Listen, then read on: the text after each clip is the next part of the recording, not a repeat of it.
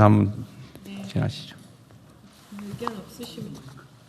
네, 의견 없으시면 원안대로 접수하겠습니다. 그럼 다음은 경제적 위기자 자살 예방 대책에 대해서 금융위원장께서 보고하시겠습니다. 네, 금융위원장입니다. 관계부처 합동으로 마련한 경제적 위기자 자살 예방 대책을 보고드리겠습니다. 경제적 문제가 원인인 자살자 수와 비중이 지난 10년간 계속 증가 추세입니다. 그 경로를 밑에 그림으로 보시면 실직 폐업 등으로 소득 충격이 발생할 때 이를 완충할 사회 안전망이 작동하지 않거나 재기의 기회가 부족한 경우 생활고가 채무 부담 문제로 전이되고 결국 혼자 감당하기 어렵다고 느낄 때 위험이 크게 증가됩니다. 국민주권정부는 출범 이후 범부처 자살 예방 전략 마련, 장기 채무 탕감 등 토용금융을 적극 추진하면서 최근 자살률이 감소 추세이긴 하지만 아직도 우리 주변에서 지원 제도를 알지 못하거나 사각지대의 발생으로 안타까운 사례들이 계속 나타나고 있습니다. 아울러 경제적 위기는 복합적인 요인에 기인하기 때문에 부처 간 유기적인 대응과 연계가 무엇보다 중요합니다. 이에 경제적 위기로 인한 자살은 우리 사회 구성원이 함께 막아야 할 사회적 타살이라는 인식하에 관계부처, 민간과 함께 종합대책을 마련했습니다. 1단계 위기 신호의 조기 포착, 2단계 채무와 생계 부담을 도는 긴급 대응, 3단계 다시 일어설 수 있도록 하는 재기 지원이 대책의 주요 내용이 되겠습니다. 다음 페이지 주요 추진 과제별 세부 내용 설명드리겠습니다. 먼저 국민의 눈높이에서 더 빨리, 더 촘촘히 살펴 위기 포착의 사각지대를 해소하겠습니다. 대통령님께서 지난 6월 국무회의에서 개인 부채에 대한 체계적인 조사와 관리, 지원 제도에 대한 홍보 강화 방안을 강구해달라고 말씀하셨습니다. 이에 무엇보다도 있는 지원 제도를 몰라 안타까운 사례가 발생하지 않도록 채무자 지원, 전담 체계를 구축하겠습니다. 박스에서 보시는 바와 같이 지금도 다양한 채무자 구제 지원 제도들이 있습니다. 신용회복위원회에서는 금융채무 조정 업무를, 대한법률구조공단에서는 개인회생 파산 소송 대리 업무를, 금감원에서는 불법사금융, 피해구제 등 여러 기관에서 다양한 지원 제도를 제공하고 있습니다. 그렇지만 빚에 시달리고 계신 분들 입장에서는 여전히 멀고 불편합니다. 그래서 빚과 관련된 문제가 생기면 화재는 119, 범죄는 112처럼 한 군데로 전화하면 모든 게 다 안내받고 연결될 수 있도록 채무자 지원 종합창구를 만들겠습니다. 지금의 신용회복위원회가 그 역할을 수행합니다. 전화번호는 1375입니다. 빚으로 지친 일삼을 치료 한다는 이렇게 네, 기억하시면 되겠습니다. 근데 이 대표 번호를 받기가 굉장히 쉽지 않습니다. 근데 과기부에서 적극적으로 협조해 주셨습니다. 아까 대통령께서 말씀하신 칸막이가 없어진 아주 대표적인 사례입니다. 예, 그리고 이게 국무회의 힘입니다. 이게 얼마나 중요한지 실무자들이 충분히 이해하기 때문에 적극적으로 협의를 해주셨습니다. 이 자리 빌어 감사 말씀드리겠습니다. 마지막 페이지로 먼저 한번 이동 부탁드리겠습니다.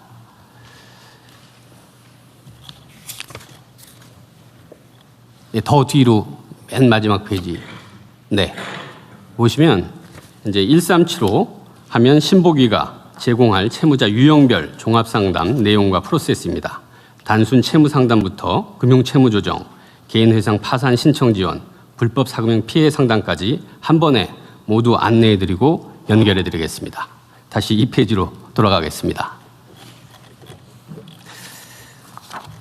다음으로 경제적 위기자 발굴에 그다음에 이제 그 개인 채무 전반에 대한 체계적인 관리와 함께 채무 지원 제도 간 연계와 제도 개선을 수행하기 위한 컨트롤 타워로서 채무자 지원 전담 조직이 필요합니다.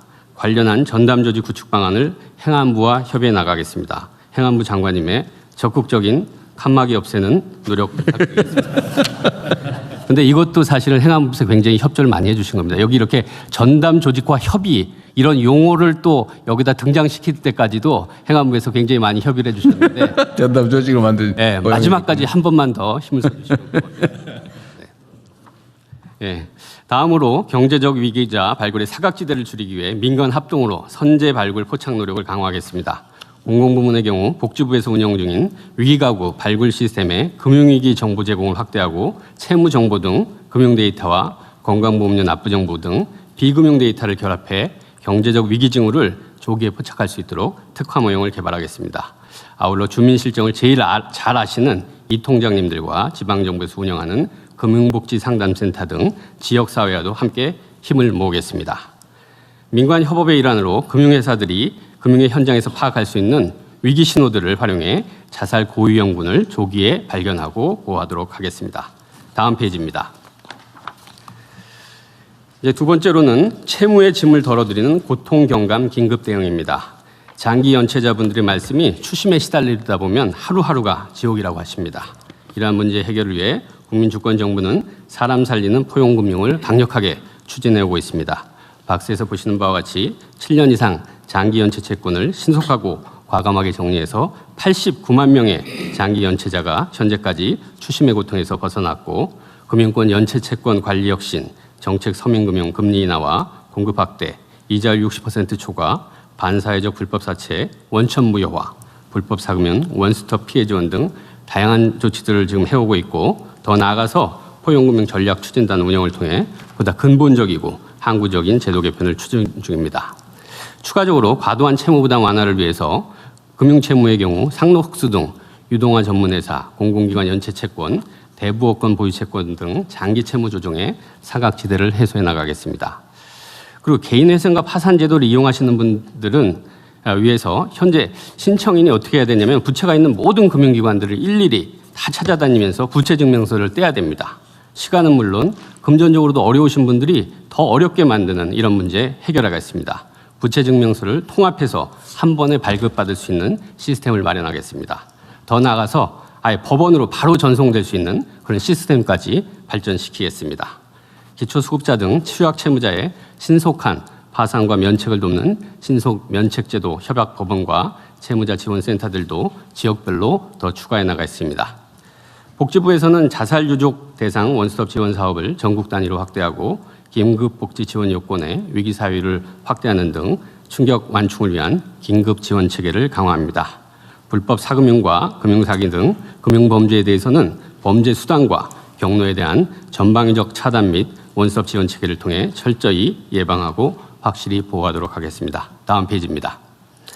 마지막 추진 과제로 다시 일어설 수 있도록 재기 지원에도 만전을 기하겠습니다. 박스에서 보시는 것처럼 금융위는 돈만 빌려주는 데서 끝나지 않고 서민 취약계층의 재기 지원과 상환능력 제고까지도 포용금융의 역할이라는 인식하에 금융과 고용, 복지 서비스 등을 원스톱으로 연계하는 복합 지원을 24년부터 제공하고 있습니다. 거기 작은 글씨를 보시면 40대 A씨 같은 경우 과다 채무와 대인 기피로 은둔해 있다가 복합 지원을 통해 심리 안정 프로그램, 대출 지원, 기초수급자 선정, 취업 지원 제도까지 받으셔서 정상적인 경제 활동으로 복귀하실 수 있었습니다.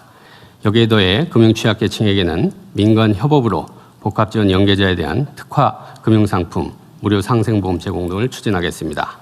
월 250만 원까지는 압류로부터 자동 보호되는 생계비 계좌 제도의 편의성을 높여나가겠습니다. 노동부는 구직단년 청년과 중장년의 재취업 활성화를 위한 일자리 지원을 강화하겠습니다. 중기부는 지난 3월부터 은행권과 함께 위기 소상공인 조기 발굴 체계를 구축해서 선제 안내 시스템을 가동 중입니다. 정신건강 우려자에 대해서는 복지부에서 운영 중인 정신건강센터 등을 포함해서 연결 채널을 확대해가고 있습니다. 아울러 금융권에서 시행하고 있는 경제적 위기자 지원을 위한 다양한 지원 사업들, 예를 들어 KB 희망센터의 마음돌봄 상담 서비스 등 관련 사업을 대상자들께서 한눈에 보고 쉽게 이용하실 수 있도록 홍보도 강화하고 내용도 확대해 나가겠습니다. 대통령님께서 늘상 강조하시는 바와 같이 국민 누구도 빚 때문에 삶을 포기하지 않는 목숨을 살리는 대한민국을 실현하기 위해서 몰라서 못 받는 지원 업계에 먼저 찾아가고 끊겨서 놓치는 지원 업계에 유기적으로 연계하고 다시 일어설 때까지 끝까지 손잡아주는 그런 정부가 될 수 있도록 관계부처와 함께 더 꾸준하게 더 세심하게 챙기도록 하겠습니다. 이상 보고 마치겠습니다. 준비를 아주 열심히 잘하셨네요. 근데 제가 이걸 보면서 생각이 하나 났는데 정말로 빨리 인공지능을 도입해야 되겠다는 생각이 들었어요. 네, 지금 말씀하신 것처럼 사실 데이터 부처 간의 연계랑 그리고 기술을 좀 넣어서 유형화하고 지난번 첫 번째 주신 숙제를 좀 더 하면 이 부분에서는 지금 금융위원장 말씀하신 것만으로도 지금 실제로 경제적 요인으로 인한 자살 숫자는 좀 줄어들고 있는 상황이긴 합니다. 그래서 이 부분에는 저는 정말 속도를 엄청 많이 네. 내야 된다고 생각합니다. 사실 이게 며칠 전에도 무슨 가족들 다 집단 자살을 했다는 보도를 봤는데, 근데 그것도 먹고 사는 문제 때문에 그랬다는 거고, 빚 때문에 그랬다, 뭐 그런 내용이 있더라고요. 근데 이게 분명한 사실은 우리 대한민국의 현재 수준이 빚 때문에 아이들 끌어안고 죽어야 될 정도로 그렇게 나쁘지는 않습니다. 그러니까 뭐 여러 가지 원인으로 빚이 생기가 어렵겠지만 일단 빚에 관한 문제는 내가 정말 죽을 정도로 못 갚을 상황이다라고 하면 현재 법 제도상으로 파산 면책이나 뭐 회생 신청 이런 거 하면 다 면제해 드려요.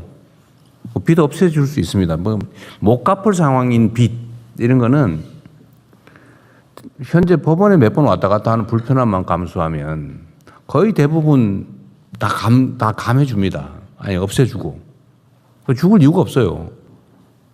그리고 어린 아이들 끌어안고 죽고 이런 건 그건 살인행위입니다. 그 아이들이 자기 물건이 아니잖아요. 그 아이들의 삶도 있는 건데.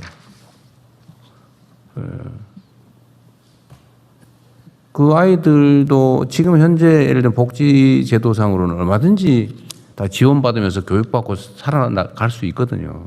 꼭 애들 같이 죽고 그러면 안 됩니다. 그리고 또 지원 제도도 지금 많이 있어서 예를 들면 뭐 급하면 긴급 생계 지원 이런 것도 몇백만 원씩 해주잖아요.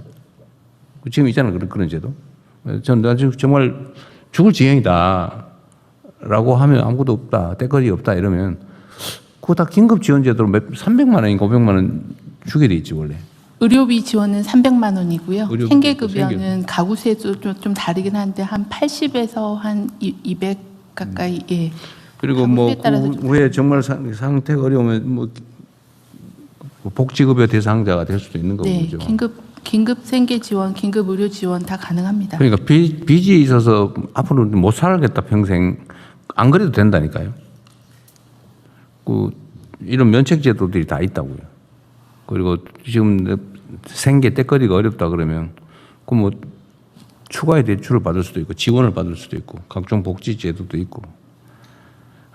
그러니까 진짜 죽지 마세요.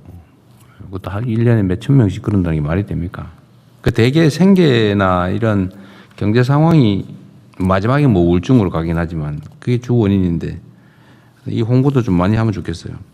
그리고 이 대표번호 이런 거 있잖아요. 저번에 우리 다른 국민들이 뭐 정부에 뭘 물어봐야지 이런 생각이 들면 전화를 한 개만 하자. 네, 예. 하고 있죠. 예, 110. 언제쯤 됩니까? 지금 그 697개의 번호가 있는데요. 그러니까 이것도 그거를- 아무데나 뭐 119라든지 120이라든지 그 대표번호를 하나 정해가지고 전화를 예. 하죠. 나 금융 상담 때문에 뭐 그렇다 그러면 누구도 연결해 주면 되잖아요. 예, 그래서 이거 어떻게 올해 해요? 안에 이거 1375 좋은 생각이긴 한데 1375, 1287, 뭐 1365 뭐 너무 많아가지고 이거 외울 수가 없어요. 지금은 8개 번호인데요. 그래도 한 490만 명께서 여기 연락을 하고 계십니다. 아 그래요? 워낙 이 채무 문제는 심각하기 때문에 그리고 그리고 내용도 이거- 많이 알려져서 전화는 잘 돼요? 네네. 전화하면 뭐 통화 중이고 이래가지고 화나게 하면 안 되는데. 이게 그래서 제일 그 우수한 걸로 어쨌든 그것도 하고 사실 더 다음 단계는 그거다 물어볼 게 아니고 인공지능한테 물어보면 되거든요. 예를 들면 그 핸드폰에다가 이렇게 내가 지금 힘들어 죽겠는데 이거 뭐 어떻게 방법이 없겠냐? 그러면 이렇게 하면 됩니다라고 말로 쫙 설명해 주고 지금 얼마든지 가능할 것 같아요. 또 빨리 좀 만들면 좋겠고요. 그리고 이게 모르는 경우가 너무 많은데 요즘도 젊은이들이 어려우니까 그 뭐 50만 원어치 상품권 해가지고 300만 원 갚고 막 그런 거 하고 있잖아요 아직도. 근데 이게 다 불법이고 안 갚아도 됩니다. 우리 그 이용하는 분들한테 제가 홍보 삼아 한 번 더 말씀을 드리면 예를 들면 50만 원 빌린데 선이자 뭐 10몇만 원, 20만 원 떼고 30만 원 주고 뭐 석 달 후에 뭐 100만 원 갚고 이거 다 무효예요. 그러니까 내가 내 손에 쥔 돈의 연간 20%를 초과하는 돈을 주기로 약속하면 원금까지 안 갚아도 됩니다. 지금 그렇게 돼 있죠. 3배. 3배면 원금은 안 갚아도 된다. 연간 60%가 넘으면, 그러니까 내가 어째 30만 원을 받았는데 연간 계산해 가지고 6만 원, 12만 원 이상을 갚기로 약속이 돼 있으면 그 원금까지 안 갚아도 되는 거예요. 현행 법률상 그렇죠. 그리고 20%를 초과하는 건 이자는 아예 안 내도 되는 거고. 현재 법이 그래요. 그리고 현재 이거 돈 이렇게 이자 너무 과도하게 빌려주는 거 처벌 조항이 지금 대부업법 위반으로만 처벌하죠. 이자율이 60% 넘었다, 3배를 넘었다, 법정 이자에 5배 넘으면 형사처벌하고 하는 이런 조항은 없죠. 제가 당에 있을 때 이건 20% 넘으면은 이자 무효, 3배 넘으면은 원금 무효, 5번 넘으면 형사처벌 이렇게 하자고 했는데 형사처벌 조항은 결국 못 만들었어요. 그것도 처벌을 해야 될 것 같아요. 이게 지금도 원금도 무효라고 했는데도 불구하고 지금 계속 한다는 거 아닙니까? 처벌해야 될 것 같아요. 이거 한번 법무부에서 검토를 한번 해보십시오. 그러니까 들어가겠습니다. 지금 20% 넘으면 이자 안 내도 되고 안 줘도 되고 이자 무효. 이자가 60%를 넘는다라고 하면 원금까지 안 줘도 되고 안 갚아도 되고. 근데도 계속 한다고 하니까 사실상 압박하는 거잖아요. 예, 하여튼 한 뭐 5배 약탈적 넘으면은 예. 형벌을 가하는 걸로. 그거 한번 검토. 예, 하여튼 여러 유형을 검토하겠습니다. 네. 그리고 생계비 계좌도 되게 매우 중요한데 이게 빚쟁이가 되면 계좌를 틀 수 없다는 게 상식이잖아요. 근데 지금 법을 어쨌든 새로 만들어서 신고된 한개 계좌는 250만 원까지는 압류되지 않는다. 라는 거잖아요. 이것도 모르는 분이 많아요. 그러니까 250만 원까지 이게 한 달 생계비를 받을 수 있는, 입금 받을 수 있는 정도인데 하여튼 250만 원까지는 압류가 안 된다. 300만 원이 넘으면 50만 원밖에 압류가 안 된다. 이 250만 원 보호가 되니까 250만 원 넣었다 빼고 250만 원 다시 넣고 해도 압류 안 당한다 그 말이에요. 그죠? 지금 최근에 제가 통계 보니까 한 28만 계좌가 벌써 그래요? 예, 신규로 개설됐습니다. 생계비 압류 금지 계좌. 이거 아무나 하나는 해주는 거잖아요. 네, 맞습니다. 아무나. 네, 네. 대통령님 이 지원 방안 관련해서 하나 좀 빠져 있는 게 대통령이 네. 말씀하신 대로 법원 쪽 일입니다. 면책, 이제 파산하고 회생할 때 사실 자살자 상황까지 가려면 사실 제일 중요한 게 회생 파산인데 이것도 파산 면책이지. 파산 면책인데 이 서울회생법원은 실무 준칙이 있어서 이게 24개월까지 면책 특례를 해주고 뭐 36개월까지 안 해도 됩니다. 근데 서울회생법원만 그렇고 다른 회생법원은 또 차이가 있습니다. 그러니까 회생도 지금 지역 간 격차가 있거든요. 이거 법원의 문제이긴 한데 그것도 좀 조정해야 되고 이 특례가 또 30세까지만 돼 있습니다. 청년 우리 뭐 법에는 청년 34세까지 돼 있는데 그래서 이런 것도 좀 조정하고 그래서 법원 문제 제일 중요한 게 사실 회생 파산이니까 면책 기간 이 제도들을 좀 대화를 해서 좀 그러면요. 조정을 해야 됩니다. 이렇게 하시죠. 일단은 기준이 전국적으로 다른 거는 그 일단 당장 문제니까 회생 파산에 관한 법률의 취지에 반하지 않으면 일정한 기준을 정해 줄 수는 있을 것 같아요. 그래서 그거를 시행령으로 하든지 해서 좀 아니면 법원에 규칙을 만들든지 양형 규정처럼 이제 준칙이 다른 건데요. 그 법원하고 대화. 그거를 법원하고 좀 협의를 좀 해가지고 하든지 아니면 우리가 아예 시행령으로 만들든지 두 가지 검토해 보시고요. 지금도 면책이 좀 까다로운 게 있는가 본데 사실은 빚쟁이가 됐는데 죽을 정도로 결정할 정도면 못 갚는 사람이거든요. 그걸 아무리 쪼여분들 돈이 나오겠냐고요. 그거는 차라리 면책해 주는 게 맞거든요. 지금은 채무 원인을 따져가지고 면책 여부에 약간 영향을 주는 것 같은데 만약에 이게 법률상의 제한이라면 갚을 수 없는 사람은 면책을 해주는 게 맞죠. 너 옛날에 그 돈 빌려가지고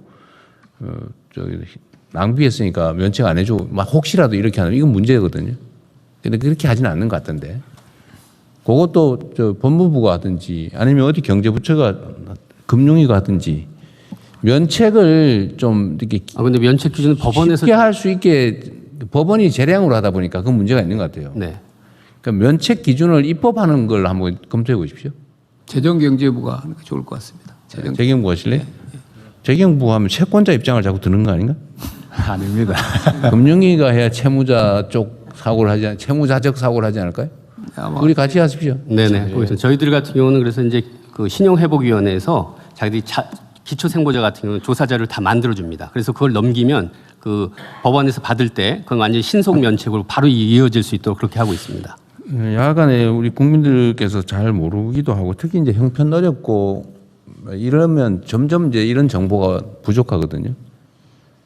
근데 이거를 정보 접근이 좀 쉽게 하는 거 또 필요하면 예를 들면 아무데나 전화기 대고 물어볼 수 있게 그 우리가 원래 그거 하기로 했잖아요. 전화기의 최저 통신은 보장하기로 했잖아요. 이거는 아무 때나 전화 안 끊기게 해가지고 이 정도는 쓸 수 있게 해줘야 될 것 같은데 하여튼 그럴 경우에 최종 결론은 좀 더 쉽게 면책할 수 있게 또 대행 예를 들면 이것도 지금 면책 신청 이런 거 하려고 그러면 다 자기가 알아서 해야 되잖아요. 근데 이 법무사나 보통 그걸 통해서 하는데 거기도 뭐 100몇십만 200만 원씩 내라고 그런다는 것 같아요. 250만 원, 300만 원을. 그 돈 내고 어떻게 해 그걸. 그래서 지금 신보기에서도 신보기로 먼저 들어오면 그쪽으로 하는 게 적절하다 그러면 보내면서 저희들도 그 구조를 붙이고요. 법률구조공단에서도 지원하는 제도가 좀 있고. 구조공단은 이거 좀 잘 예, 지금 이게 저 전국에 올해 전주하고 제주까지 늘려갔고요. 예, 그 파산 면책할 수 있는 그 지역 거점을 갖다 대폭 늘려가고 있습니다. 네. 요즘 이게 홍보가 부족해갖고 지자체하고 좀 협업해갖고 파산 그 면책되는 거에 대한 일반 국민들의 홍보를 강화하려고 하고 있습니다. 요새 뭐 저기 뭐야 현수막 뭐 이상한 것도 많이 달던데 그 현수막 홍보라도 한번 하시면 네, 알겠습니다. 아니 이 실제로 정말 심각하다니까요. 네.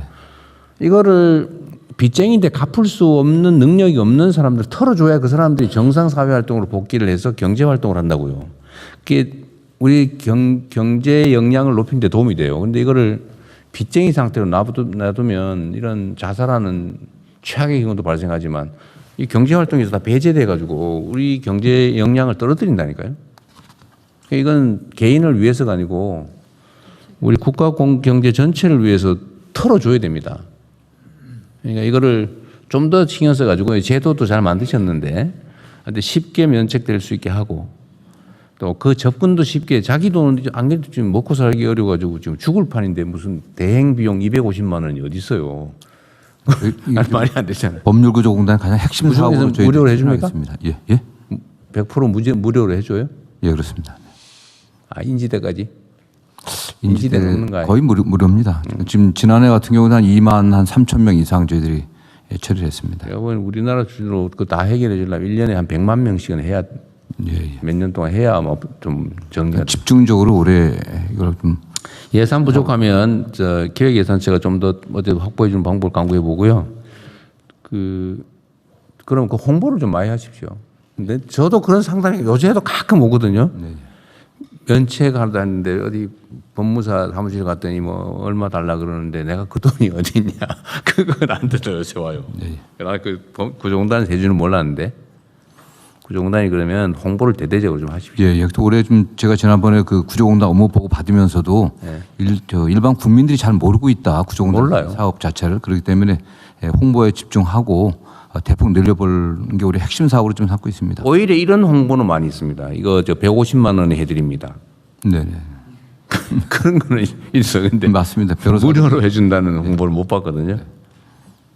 어쨌든 이게 빚 문제 때문에 사람 자살하는 문제는 정말 앞으로는 안 들었으면 좋겠어요. 네, 이 부분은 계속 말씀 네, 주신 총리께서 좀 각별히 챙겨봐 주십시오. 네, 다 보겠습니다. 그리고 말씀 주신 것처럼 사실 이제 홍보를 잘 해라 하시면 저희가 통상적으로 알고 있는 온라인에 이렇게 쇼컷 만들어서 올리고 이런 방식인데 실제 그거에 접근할 수 있는 분인지 아닌지에 대한 고려가 좀 없이 일방적인 알림 수준인 것 같아서 이 상황별 좀 홍보 대책에 대해서도 좀 더 전문적인 접근들을 좀 해야 될 거라는 생각이 들고요. 저는 지난번에 행안부에서 그 호우주의 관련해서 말씀 주실 때 기술적인 대안도 있지만 그 노인들 이동하시는데 그냥 크게 사이렌을 울리셨다고 하거든요. 그러니까 이게 너무 좋은 방법인 거죠. 이렇게 하나하나 알리거나 뭐 앱이 가거나가 아니라 그냥 마을에 크게 사이렌을 울린다는 방식.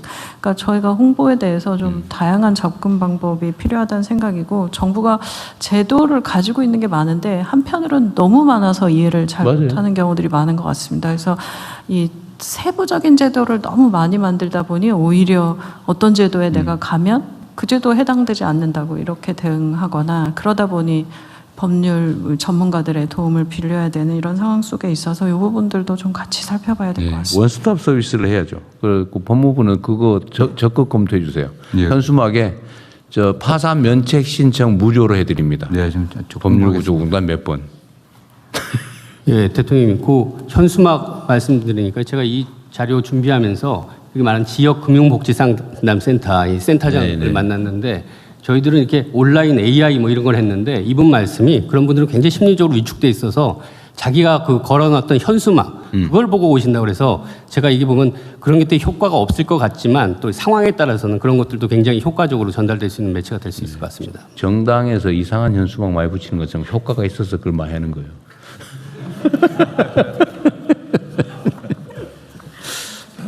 네.